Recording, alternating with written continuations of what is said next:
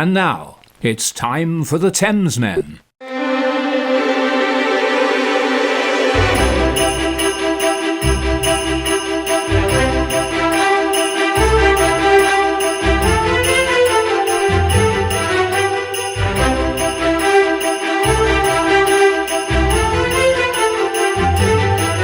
Hello, happy Christmas! Happy Christmas! How are you doing? I'm good, finally here. I hope you've had a good day so far.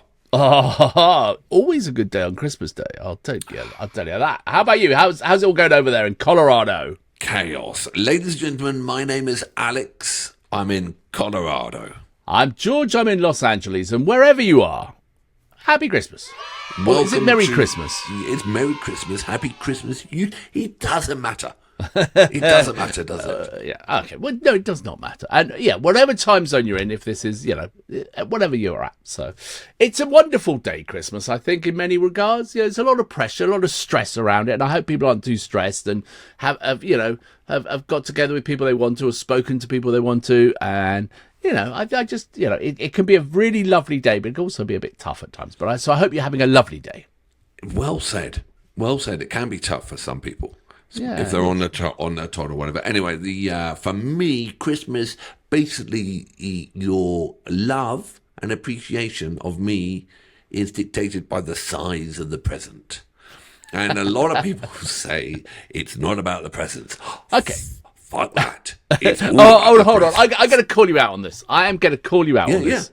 I'm going to totally call you out on this. Go on it. Because yes, our last video, which was for Gravy Day, which is our Australian brethren who have a special day on the 21st of December, you were talking about a present you sent back, which was as big as a present you could possibly imagine. It was a flipping horse. So if size did matter, you would have kept the bloody horse, wouldn't you? It was a horse. But what I'm pissed about most about being a precocious child and refusing to take the animal, because of the amount of work that's involved, they never got me another follow-up present. The horse went to my sister, and I didn't have anything for that year. You couldn't have got your sister's present instead, like the training bra? No, I got the training bra. She got the electric shaver, which I didn't need, and I probably still don't need. But I got the training bra.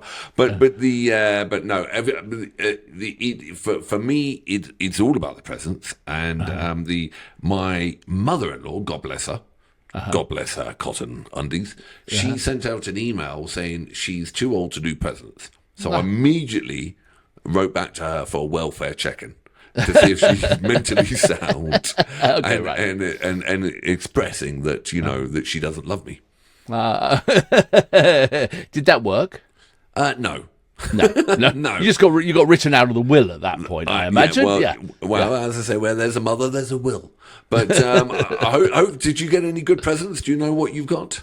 Well, I got a couple of good ones. Yeah, and for me, it's really about like hanging out with the family and things like that. And I got a little bit of money from the old folks and things like that. Because it's tough shipping things around nowadays. But I knew what I got for my wife because they arrived about 5 days earlier. They came in a box which said kettlebell. And it's to do some exercise because she thinks I'm getting on a bit of weight, and they were so heavy I couldn't lift them. and the delivery guy could do it, but I had to kind of shuffle them in with my feet. So it was like I was like, oh, I wonder what these could be. I was just hardly be able to lift her, But so I think she's thinking 2026 she might have a slimmer, more magical version. Husband. Yeah, okay. Well, good luck with that then. Yeah, exactly. As long as you don't wrap them up, that's good. So, I know. Yeah. No, I mean, do you have a particular Christmas tradition? Like, is there like a thing you always have to eat or a thing you always have to do for Christmas? There's one Christmas tradition that I it's no longer because the old trout, my mother, she's no longer. But every year I secretly hoped it died. Not the old trout. Oh, well, no. Well, be careful what you wish for. Yeah. Brandy butter. I love brandy. No one ever ate it, right? So my mother, she was a French cook, and she does all these amazing stuff. But every year she would do this brandy butter. No one would touch it. It just like it's horrible, horrible, horrible. And then one year she didn't do it, and we told her she's ruined Christmas. Because every year you'd gone, oh God, the brandy butter. Yeah. And it was like, my brother said, where's the brandy butter? I was like, oh my God, I can't make it. So, and she was nearly into, and then, the brandy butter was back, but no one would ever touch it. That was a tradition that I secretly hope would die. How about you? Well, I like the brandy butter, but yeah, I like we had mince pies, which Yes. for those who don't know, who like the English mince pie is actually a fruit pie in a little pastry thing, and they're kind of sweet, and they're kind of, I suppose some of these things, the great thing about these, they were ways of storing summer fruits and stuff into like jars and things like that, and then they'd spoon it into these pies, and so mince pies, but with a slice of Stilton on top, so you get the sweet and the savoury. And which would get a big like truckle, those half things of Stilton. And as Christmas went on, you kind of scoop it out, and it gets kind of softer, a bit runnier, and like, fantastic. But what's more stressful at Christmas, right? Is it family, money, or pretending you're not annoyed? Which of those three do you think is more stressful at Christmas? Is there a fourth option there we could go for, which isn't as controversial? Well, it's what is more stressful? Maybe. Well, all right. Well, if you don't want to do, but if it wasn't for the kids, would you still bother doing Christmas? In a different way, I think. Like in LA, there is a. We went there, the Rainbow Bar. Do you remember the Rainbow Bar and Grill? Which is for those who don't know, Lemmy's Bar. It was the original like Sunset Strip rock bar, and that's where Lemmy would have a permanent seat at the bar. And in the 80s, it was all the big hair metal bands were there, and it was like a riot. It's still going, and everyone's there in like latex and leather pants and big hair and stuff like that. Anyway, some friends who don't have kids and don't have sort of family, they're all going to go do Christmas Day at the Rainbow. And apparently they put on a huge spread of food and I thought, that sounds like kind of fun. I'll kind of do that. That's not bad. The one year I decided I didn't need my family. And so I got myself like a turkey, in a foil thing and a bottle of whiskey and something, Christmas. And I think by 3:00 in the afternoon, I had a Christmas hat on, skew riff. The turkey was kind of ruined, and the whiskey was half drunk, and I was in floods of tears. It was dreadful. It was like, I think I vomited and I've collapsed by 6:00. And since then, it was just like, I think it's about the family. Yeah, it's a family day. It is. But anyway, we're here to celebrate Christmas and not depress you with tales of floods of tears and half bottles of whiskey. And Chris, our mighty curator, has. I tell you what I need for Christmas is a new bloody camera, because this one keeps flashing on and off the whole bloody time. I think that's so. Like and subscribe, join Patreon, so I can get a new camera. Aha! Oh, there you go. Absolutely. But anyway. Chris has chosen a Christmas tune for us with a little added bonus later. But so what do we got? No idea. Do you want me to do it then? Yeah. I'm just the co-pilot. Oh, okay. All right. Yeah. Flaps out. Undercarriage down. We're coming easy in. now, boy. Yeah, Don't you want to say that in front of Auntie Doreen, who at Christmas would get her flaps out after the sherry. Well, I told you this one time that Auntie Doreen, bless her, she never did get married. And at Christmas we had the crackers, and they opened up crackers for you Americans. These are little things that you pull like that, and a little gift comes out. A plastic ring came out, and then I think my brother put it on her finger and said, "You've never been married," and she was just like, that was the end of Auntie Doreen for the whole meal. Floods of tears, Too many emotions. Anyway, so on that happy note, so Chris has picked out a track by Greg Lake, and it's 1976, and it's called "I Believe in Father Christmas." And we've got some notes. So I've never heard this. No, I've never heard it, so it's going to be cool. Yeah. So, known best as part of the prog rock supergroup Emerson, Lake and Palmer, which would be ELP. Yeah. Greg Lake originally released I Believe in Father Christmas in 1975. Not 76, 75, sorry. The single reached number 2 in the UK and has since become a perennial Christmas classic. Written with King Crimson co-founder Pete Sinfield, the song was originally written in protest at the commercialisation of Christmas, but has since, decades after decade, been recognised by fans for its timeless message of peace and unity during the holiday season. That's what we wish to all of you. In protest of commercialisation, Christmas probably gave him a nice royalty check for the next. It made an absolute mint out of it. 50 years he creamed that one. It's like, oh, it's Christmas again. Oh, roll it out. Yeah, it's amazing how you kind of lose your morals once the royalty checks. We're gonna get loads of comments going. Actually, he's donated all the money to charity ever since, and we feel like dicks. Yes, so it's always absolutely. possible that. Yeah. Anyway, But I prove us doubt wrong. it. But I doubt it. Okay. Let's give it a go. All right. So, are you ready, sir? Yeah. Greg Lake, I Believe in Father Christmas. 3, 2, 1, go.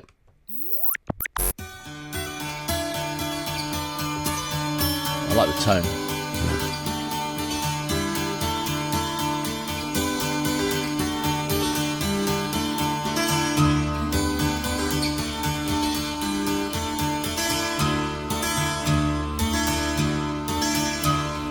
They said there'll be snow at Christmas. They said there'll be peace on earth. But instead it just kept on raining, a veil of tears for the virgin birth. I remember one Christmas morning, a winter's light and a distant choir, and the peal of a bell and that Christmas tree smell, and eyes full of tinsel and fire.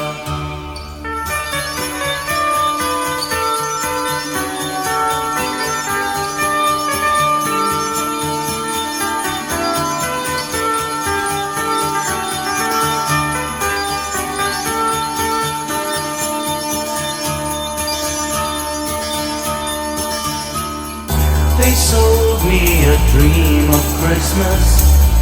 They sold me a silent night. They told me a fairy story till I believed in the Israelite. And I believed in Father Christmas, and I looked to the sky with excited eyes. Then I woke with a yawn in the first light of dawn, and I saw him and through his disguise.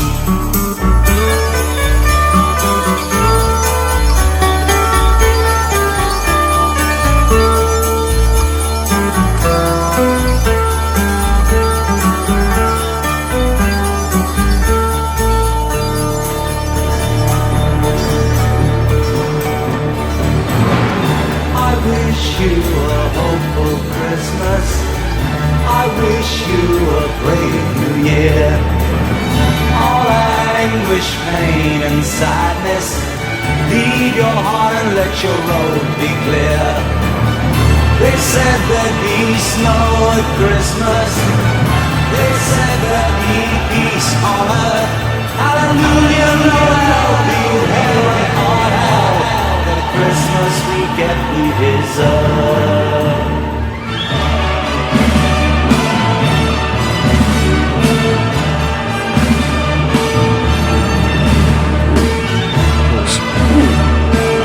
Merry Christmas. Takes the magic away. Landmine.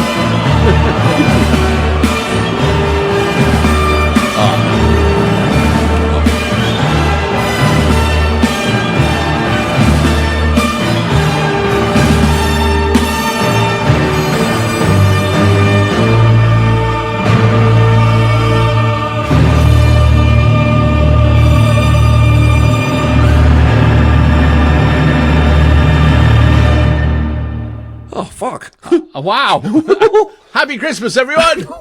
I'd never heard that. I know. No, how interesting. I mean, yeah. I mean, it went to number 2 in England, apparently, but it was like 1975. So, but that was great. I liked that. I did like that. I mean, he looked like he was 14. It's amazing he wrote that. You know, I'm a bit absolutely blown away by all that. I mean, it's all so merry, and then the whole napalm shit going down. There was very, very 1970s, wasn't it? It was. It was sort of like that sort of protest film video kind of style and things like that. But I wonder how much he paid for the Three Wise Men. Back in those days, not much, I would imagine. You know, go out to the Middle East, you get them everywhere. It's probably the only day that they could cash in. The only day they get booked is fuck the myrrh, no one's myrrh. Get the camels out again. Off we go in the sunset. That was. I'm torn with that because it was also merry, and he had the jangle bells, and I could and all that, and I'm uplifting, and then. But then you listen to the lyrics as well, though. Yes, it wasn't just all sugar coating, was it? Actually, I was like, I felt he was a bit pissed because they sold him Christmas, they sold him that, and I think he's a bit petulant because he's worked out they sold him Santa Claus, and Santa Claus isn't real. Right, he's still bitter. He's all bitter about that, and then he's realised it's all fallen down. Right, once the whole Santa Claus bit went, but the back that I thought that little boy was going to hit a landmine. It was a leg. It could have been horrible. That was the X-rated version of the video. Oh, they could have given him a leg for Christmas, and it could have been, that could have been the whole circle and brought back. No, it was good. I loved the guitar sound, but it was amazing production.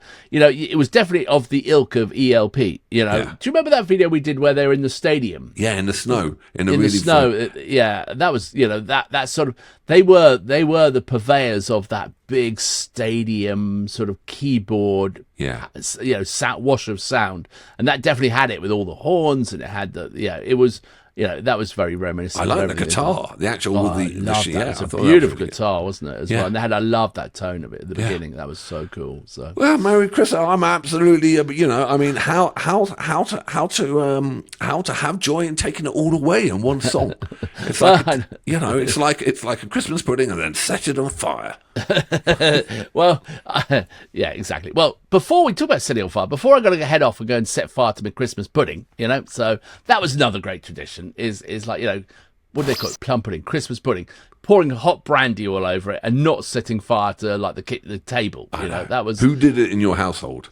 Well, Dad used to do it, and then but it was like the holly would catch fire and it wouldn't light, and then you'd have to go and get more, and it was like, and then turn all the lights off, and then it'd be out again, and it just it would never quite live up to it. The old tramp would do it. Oh, really? And then and then all the lights would go out, as you said, and then they'd go, turn all the lights out, and then this flaming ball would come in and it just fizzle out, and then she'd have to go out again. Flame. And, Did you have bits of silver in coins in it? No, not coins. We had like stirrups or horses or bridle bits, and in it or on it. In it.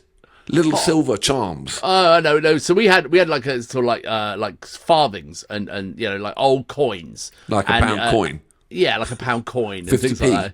I hope they washed them before they put them in. They probably didn't. They just shoved them in, Yeah. But then it'd been flamed and baked and everything, so it's probably all right. So, anyway, but we've got one last thing. So just like a little note.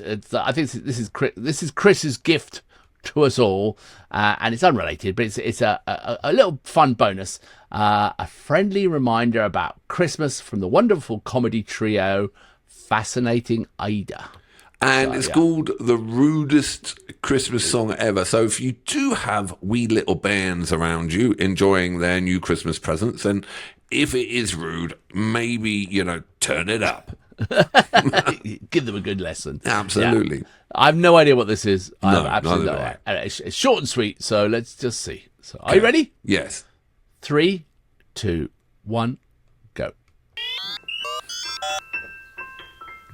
Not safe for work. Right. Take your kids away.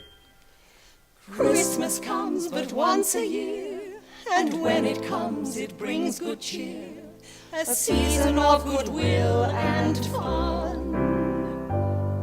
And yet while most of us feel festive, Grinches out there just get restive and spoil it all for everyone. Though it's too much to expect you to be nice, you'll find that life is easier with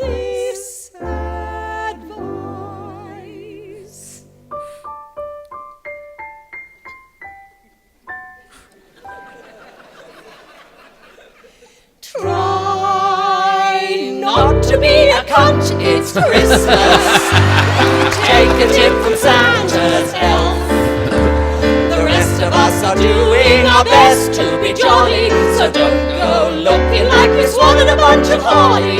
Don't shout at carol singers and tell them to stop. Don't buy your presents from the Oxfam shop. For fuck's sake, be merry, have another sherry, and try not to be a cunt, 'cause Santa's coming. Try not to be a cunt. Look, there's a reindeer. Try not to be a cunt. C-U-N-T, cunty, cunty, cunt. Oh, dear. Perfect use of the C word there, I would say. All right. Well, listen, everyone, have a lovely, lovely day. Thank you, George, for everything you put into Thamesmen, and thank you, Chris, for that one as well. Yeah, thank you, Alex. It's great to be back here, and I hope everyone has a great Christmas and a very happy New Year. And may 2026 be a good one. Yeah. Take care, everyone. See you on the new year.